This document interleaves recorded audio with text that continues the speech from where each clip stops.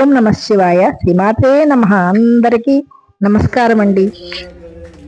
నేను చూసిన కొన్ని దృశ్యాలండి, నాకు అనుకోకుండా ఎదురైన దృశ్యాలు అన్నమాట. ఇవన్నీ కూడా అరుదైన దృశ్యాలన్నీ ఇందులో పొందుపరిచానండి. మీరు కూడా వీక్షించండి. నచ్చితే లైక్ చేయండి, కామెంట్ చేయండి. వీరందరూ కూడా ఉత్తరప్రదేశ్ పండితోత్సవం అనుకుంటా అండి, మనకు తెలీదు.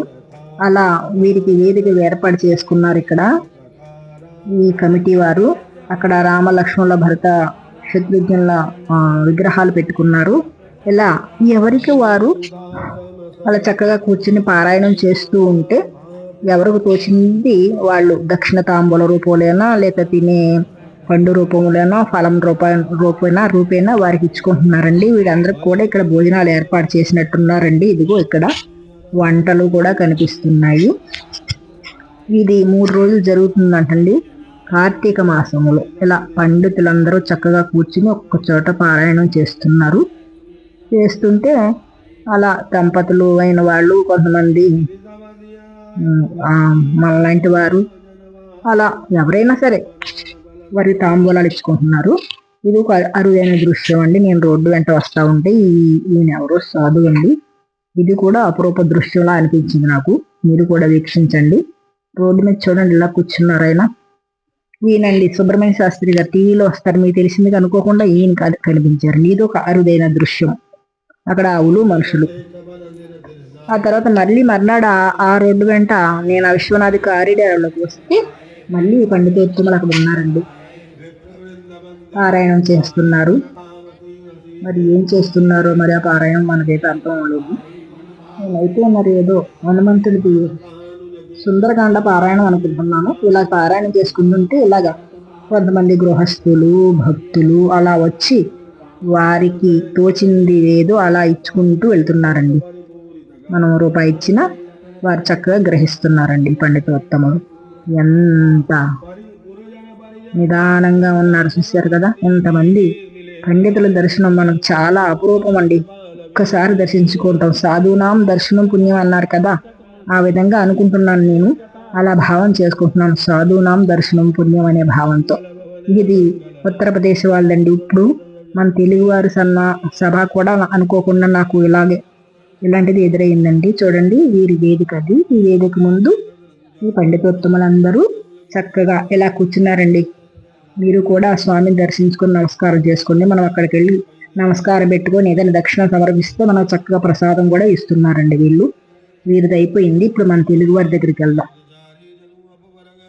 చూడండి ఎంతమంది సాధువులు ఉన్నారు అండి.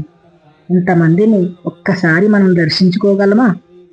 నిజంగా మనం అందరం ధన్యులమండి. తర్వాత ఇప్పుడు ఇంకో చోటకు వచ్చానండి. అక్కడ విద్యార్థులండి వీరు. అక్కడ వీరికి సన్మానం ఆది విశ్వేశ్వర స్వామి మందిరంలో జరుగుతుందండి. నేను 4వ గేటు వెంట బయటకు వచ్చి అది 4వ గేటు వెంట పుంటుకు వస్తే ఈ విశ్వనాథ మందిరం మనకి కనిపిస్తుందండి. ఆది విశ్వేశ్వర స్వామి మందిరం. ఇక్కడ సత్యనారాయణ మందిరం కూడా ఉంది. మన పలాస వారండి. అంతకుముందు వీరి గురించి ఒక వీడియో కూడా పెట్టాను. వారి విద్యార్థులు చూడండి చక్కగా పూజ అర్చన చేసుకుంటున్నారు. అది అందరూ కూడా కాబోయే పండితులు అన్నమాట, బాల విద్యార్థులు, వేద పాఠశాల విద్యార్థులు అన్నమాట. ఇది కూడా నాకు అపురూప దృశ్యం అనిపించిందండి. అందుకే మీకు కూడా చూపించాలని నా ప్రయత్నం. ఇంతమంది కాబోయే పండితులను, మహాపండితులను మనం దర్శించుకోవడం, ఇంతమందిని ఒక్కసారి దర్శించుకోవడం చాలా అరుదండి. వీరిలా చక్కగా వారికి పూజలు, సన్మానాలు, సత్కారాలు చేసుకుంటున్నారు. వీరు కూడా ధన్యులు. చూసిన మనం కూడా ధన్యులం.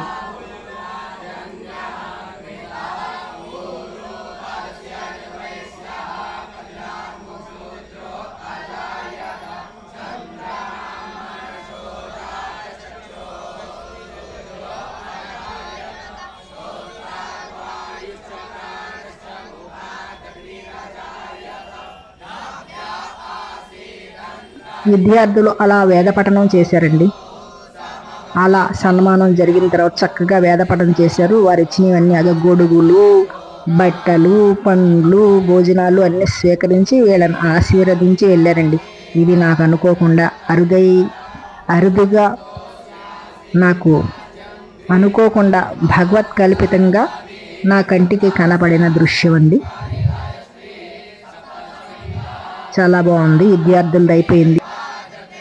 పండితోత్తముల పూజండితులు వీరు కాశీనగరంలో ఇలాంటి మందిరాల్లో అర్చకులు వారి భార్యలు గృహస్థులు అన్నమాట. వీరికి కూడా వీరు చక్కగా దక్షిణ తాంబూలాలు బట్టలు వారికి ఏం కానుకలు ఇచ్చారు, పళ్ళు అవి ఇచ్చుకొని సన్మానం చేస్తున్నారు, సత్కరించుకుంటున్నారు, పూజించుకుంటున్నారు.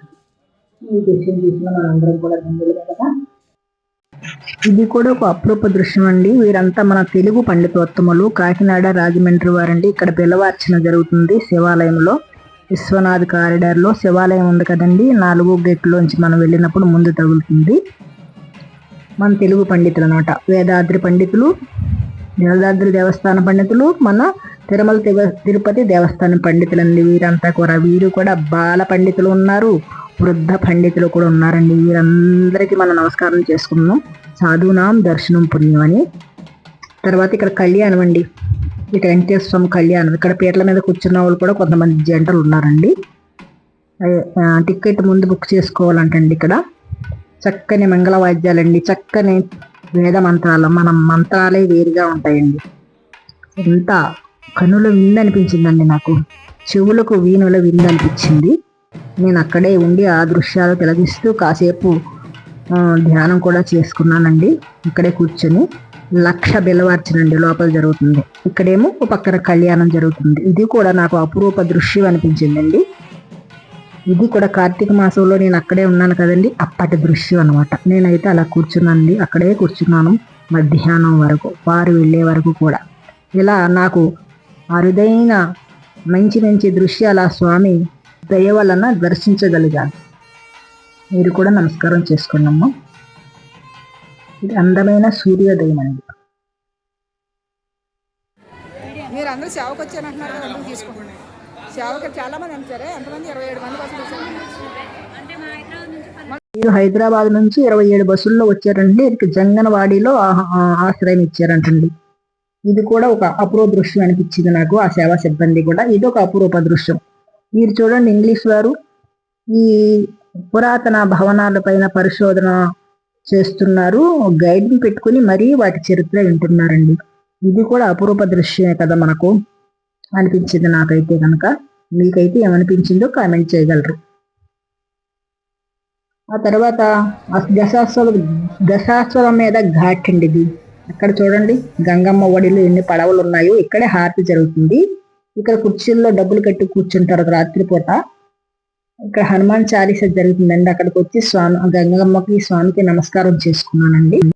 అలా పైకి వచ్చి ఆ దృశ్యాలని నేనైతే కనుక వీక్షిస్తూ ఇలా మీకు కూడా చూపించాలని నా ప్రయత్నం. అందరికీ ధన్యవాదాలు, నమస్కారాలు తెలుపుకుంటూ నేను నాగేశ్వరరావు.